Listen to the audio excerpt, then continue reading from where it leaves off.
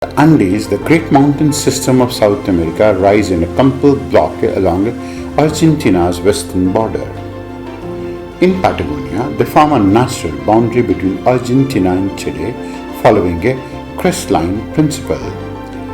The mountains are highest and widest in the north, where Aconcagua, one of the highest of these peaks, is the highest mountain in Western Hemisphere.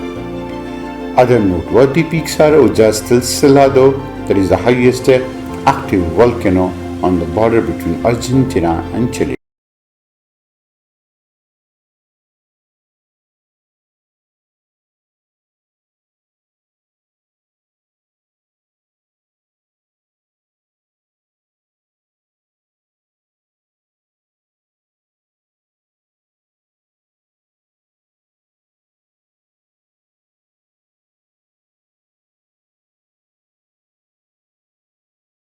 To have more such discussion and analysis, subscribe to our channel and hit the bell icon.